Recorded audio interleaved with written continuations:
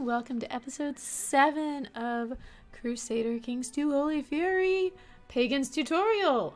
At the end of the last episode, we kind of died. We died in battle, and now we're a 1-year-old. So now you guys get to see what it's like to be a child in this game. Isn't that exciting? It's like I planned this. Not really. So being a child means that we have a regent here. Our regent is currently our mother, because when we played our father, we were smart enough to give our mother the honorary title of designated regent. Because, you know, wait a minute, that's not our mother. Wait a minute, that's not our father. Wait a minute. There's our father. There's our mother. Wait a minute, it says she's our mother. Oh, there's our mother. Oh, I was looking at his latest wife. That's why I was getting confused. Yeah, that was his latest wife, who we didn't want to be the regent. His mother is here. There is our mother. Was she a concubine? Yeah, she was a concubine. That was it. We knew that yep. Okay, she was a concubine. We made her designated regent, so she would keep our son safe. Because, well, she's okay at intrigue. And you really want your regent to like you. Because if you don't, your regent doesn't like you. Your regent will quite often say, hey, let's go play in the woods. And then you never come back out of the woods. And it's a very bad situation. So, like, let's say if we're doing eldership or tanistry or something where you get to select someone other than your oldest child or elective gavelkind, and then you are playing as a little kid, and your regent is your older brother, who just happens to be next in line, or your uncle or something, then unless they are a few traits such as content, then they're going to murder you. It's just too easy. They get too much plot power not to murder you. And let's take a look at our council. This man's our spy master. He has an intrigue skill of 1. Because everybody else hates us. They all hate us. Because of short reign, title claimant, personal diplomacy because we're just a 1-year-old. And we could try and send this woman a gift. It would increase her by 28. That's actually not bad. Let's send this woman a gift. Now she's plus 16. Because we sent her a gift and she's spy master. And she has 7 intrigue, which is a little better, and she should help keep us safe.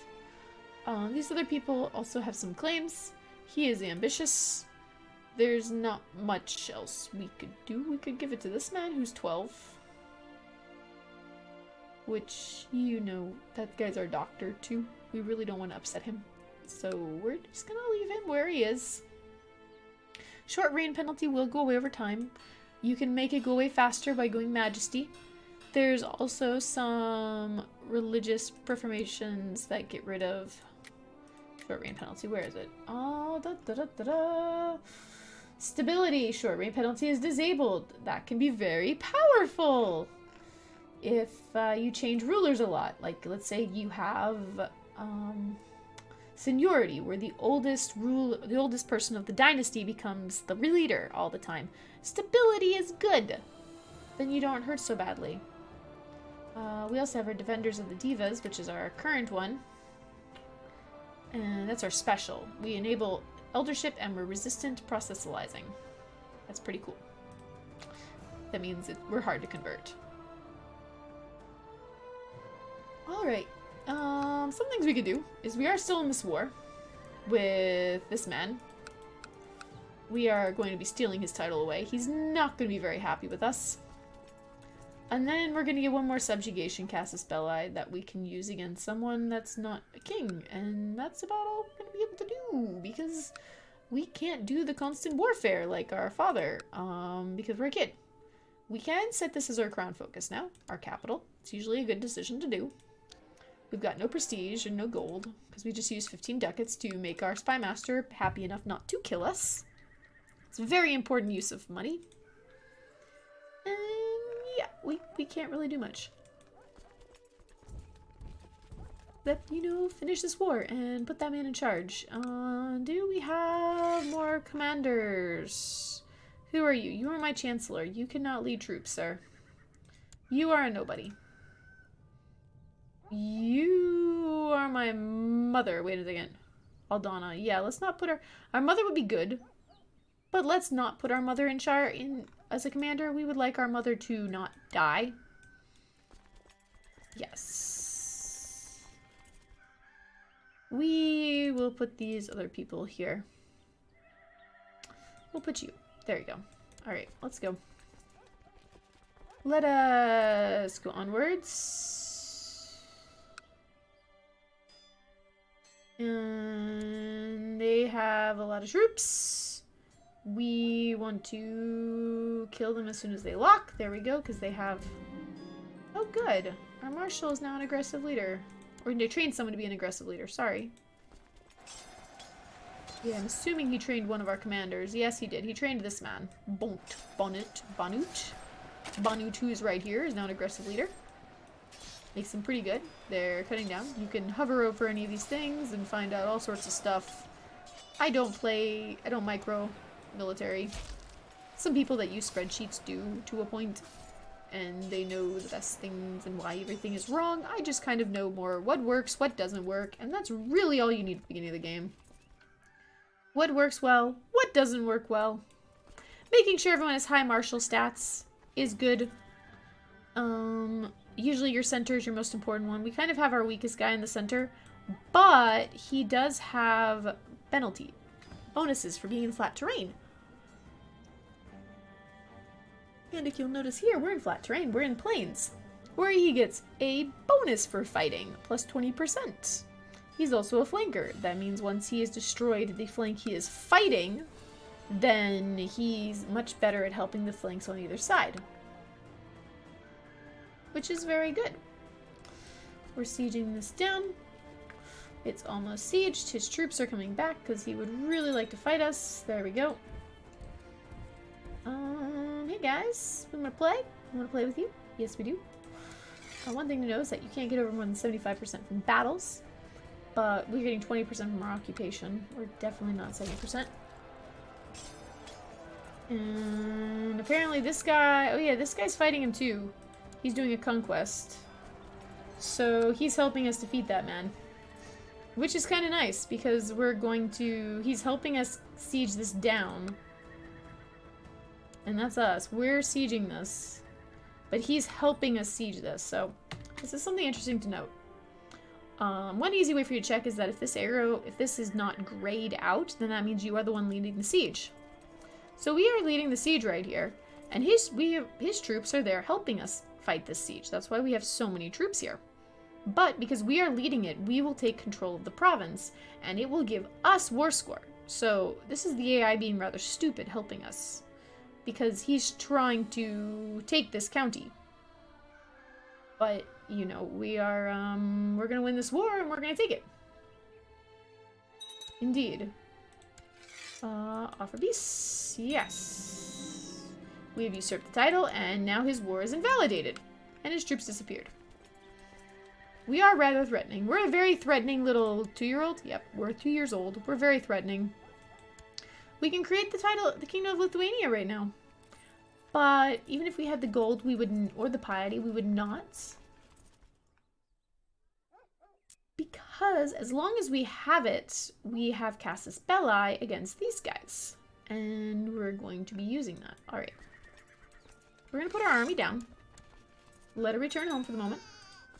We're probably going to do a lot of raiding. Oh, that's why she stopped being commander. She had a bastard baby with my marshal. Marshal, I guess you would like to marry her, huh? You would like to marry Aldana? Indeed. There you go. Enjoy. That's your kid. Legitimize him. Now. Probably won't, but there we go. We'll make him military minded so he'll grow up to be a good commander for us, because see, now his father's educating him. And his father's pretty good. Well, his traits are garbage, but you know, he's a pretty good strategist, and his points, he'll lend his points, and she'll lend her points to them, and so yes. Yes, you have formed a defensive pact against me. I understand. We're going to go raiding. Indeed. Let's go have a party. We're going to go raiding as a 2-year-old, and everyone's going to be happy about it. Indeed. Let's go. Let's go to the party, the party, the party. Because this is what you can do when you're a pagan. And you can't go to war. And you're a kid, so you can't do a lot of other things. You just, go raid. Oh, apologies. I just sneezed. It's, well, it's not as bad as when I was doing the charity multiplayer stream. Towards the end of it, I was just sneezing like a mad person. That place is like garbage to raid. These places, though, you know, they've got 2 ducats almost. It's glorious. But yes, we will go raiding. We'll take some money. We'll include go raid this guy, because after we drop down below 5%, which will be very, very soon, we can go still do a conquest war against him, because he is the wrong religion, and it won't count as our subjugation casus belli. We might try and wipe Estonia off the map, though. Let's see, for the Wendish Empire, we need more land down here. We don't care so much about that land. We do have Pomerania here. He has 1.5 troops. We might try and subjugate him, because as a pagan, you get 1 subjugation casus belli in your life. And when you take the kingdom goal, you get more subjugation casus belli, because you can declare on anyone that's currently in that kingdom, which means we can attack this man and this man. But we could use our free hit subjugation casus belli against this guy. And he's rather big and powerful. And we would get a whole lot of lands. Yeah, there goes the defensive passes. Fact. So... and this is all part of Pomerania, which we're going to need for the Wendish Empire. We totally want the Wendish Empire. Because, you know, the end goal of this game is to become an emperor, right? Actually, no. The end goal of this game is whatever you want it to be. I'm just going to show you how you go about going from a, well, not exactly a lowly count. We started with 3 counties. That's not too lowly. It probably would have been really low and hard to start as this count because, well, we probably wouldn't have survived. Honestly, I have to say, unless we started with a couple kids we can make some good alliances with very early on, we were dead. We're going to come raid him, Gdansk, here, because he's got 14.8 ducats. I mean, we could... actually, wait a minute. No, we're not going to raid. We're going to put our troops down. And we're going to go see if our council will allow us to fight this man. Declare war. See, we could do subjugation. Everyone would hate it. We could do conquest. Council votes no, because they're all... Alright, so here we go. This is where being in a regency is terrible. Because if we're an adult right now, we have our council. If we go look at laws, our council has no council power. But, because we are in a regency, our council has all the council power.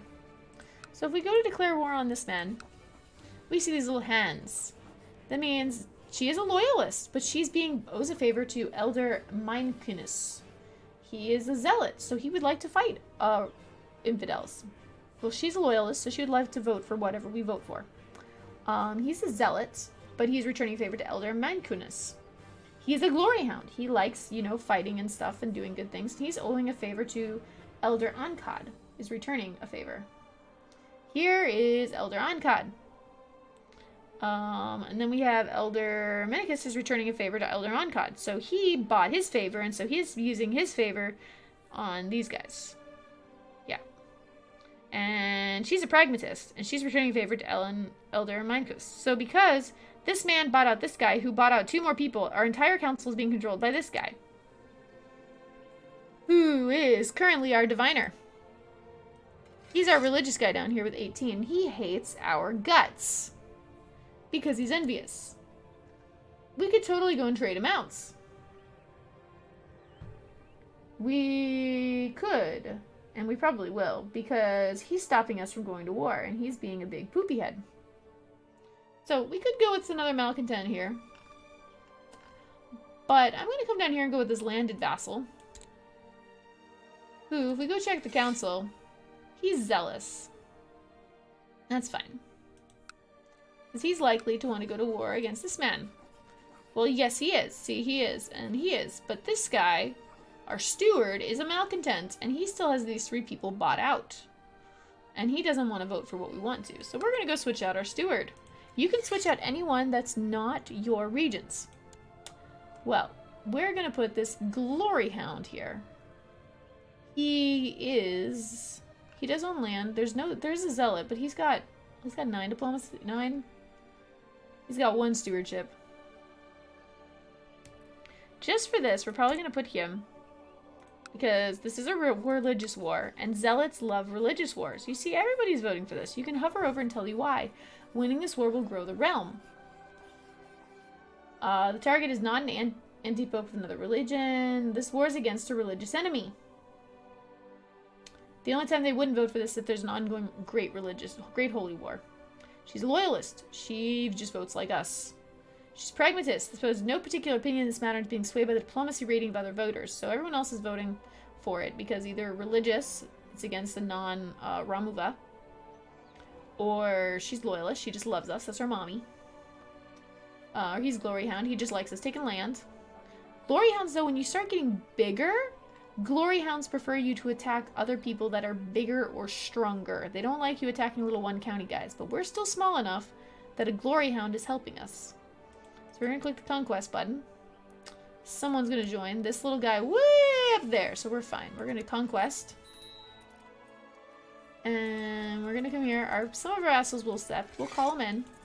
Doesn't really matter. There's all our troops coming together. This man has no troops. He literally has no troops because we burned him down. We basically only called our vassals in because it goes faster. Honestly. And you see that all these guys have swords? They're all leading troops. It's because they are in here leading sub-areas, which is really annoying. So sometimes when you're an adult, you'll see that you're leading troops, and you'll look at your troops and be like, I don't see myself leading troops. It's because you're down in here leading some little group, and you're going to get yourself killed that way. So if you are an adult and you don't want to lead troops, you click this little leading armies button, and you're not allowed to lead armies. It works fairly well. But we've got Uzus there, Bunit there. We're going to put Andorra here on the side because she's pretty awesome. Except this is Plains, so we could put our Plains dude here. But he's also now Plains. This guy's an aggressive leader. He gets pursuit and damage, but he's terrible at defense. So if you're about to be attacked by a larger army, don't put him in charge. Kick him off, grab someone who's got the little unyielding trait, which is defense. Yep. It works a lot better. And here we go. We got 3,500 troops sieging down 298 because, you know, we kind of killed his land before we attacked him. It's just what you do. Indeed, indeed. And offer peace, enforce demand. Thank you, we've usurped the title. We're not going to be keeping this, I don't think. But we are at 6 out of 6, so we're just going to hold on to it for now. Like, this guy's our vassal. I'd honestly like if he did something bad. That's fine. There's no reason not to hold on to this for now. We'll close down our troops. I don't know why I did that. It's because we're going to go raiding. But there we go. We have captured the heathen lands. You're pretty terrible, but we're still going to try and tell you to try and convert. It's probably not going to manage it, but, you know, you can try. Now, if we look at de jure kingdoms, we control all of that up there. We're still missing these 5 counties. We'll deal with them. This man's having some trouble down here, I see. Conquest of Sklunsk. Oh, they're trying to conquest that, so he's going to be smaller and weaker. That's fine. He's a little scary. Do subjugation. Everyone says no because of the ties. And because of the tie, it wouldn't, because we have the regency, and when it ties, we don't win. Because we don't get a vote. If we were not in a regency, we would win a tie. We are going to raise up our troops again, though. And we're totally going to go raiding.